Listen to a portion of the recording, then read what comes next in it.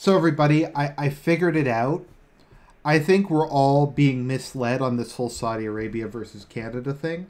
Because we have this idea that it's about Saudi Arabia arresting people who agitated against their regime, and then Canada sticking its nose into it, something it had no geopolitical interest in doing it, and that escalating. No, this is about Russian hackers. Like, because this started over a tweet, right? And you know what happens sometimes to Twitter accounts? They get hacked. And who hacks? Russian hackers do.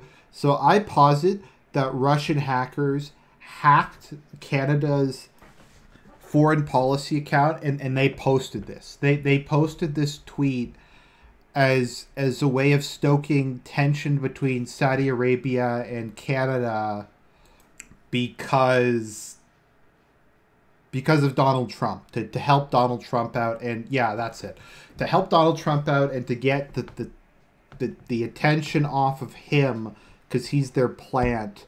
They did this to create kind of a bizarre sideshow.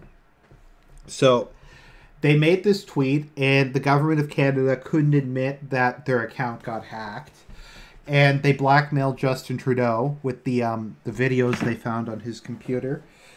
And as liberal as Canada is, that they like even Canada, if they were released to the public, they would embarrass him. So that's what I think happened. I think the initial blog posts. Okay, these original blog posts were not made by this guy.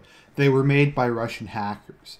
In fact, Raif Badawi doesn't even exist. He is a plant by Russian hackers to foment unrest against the Saudi regime and to have a sister who pretended to migrate to Canada in order to foment a conflict between the two of them, the two countries, to help Donald Trump get elected. And this is some like crazy 4D chess, because this was made back in 2012. Then again, this website might have gotten hacked. So I can't even believe this. It might be 2016 election. I don't know, though. I don't know. So like this stuff is all things that Russian hackers wrote and posted on this blog. And so like this whole thing, we're all being played like fiddles. Played like fiddleheads broiled in butter or something like that. So that's what happened. Like I said, the initial things were the result of Russian agents impersonating a fake Saudi blogger. Then we have... there we go. We'll just pretend I did this. Damn it, I disabled ad blocker, but it's still saying I'm using the ad blocker. You know who did that? Russian hackers did it. Because I'm exposing them here. They decided to hack my computer. So, yeah, it's that's what I think. And then we have the tweet that the Saudis made in response, where they posted this. But they didn't post this. Russian hackers made this, and they posted it on a Saudi Arabia state media account. So they're just trying to ratchet up the tension, so Donald Trump can come in and save the day.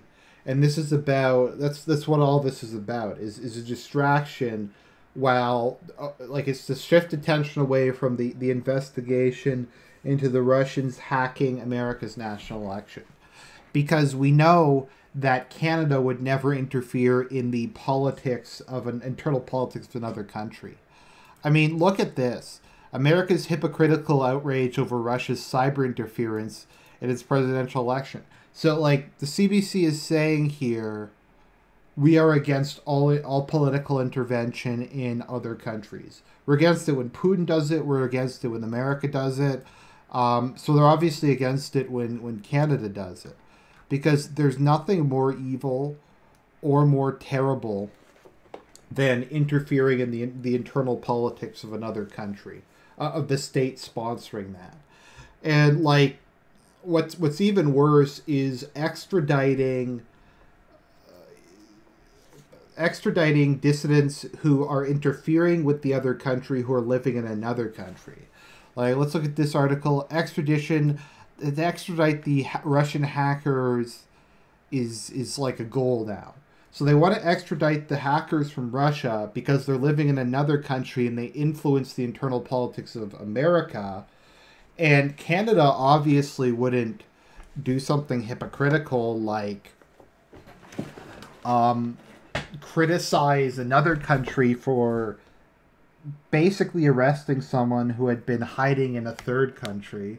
No, that can't be the case. So I think we can all agree interfering in the internal politics of another country is always a bad thing.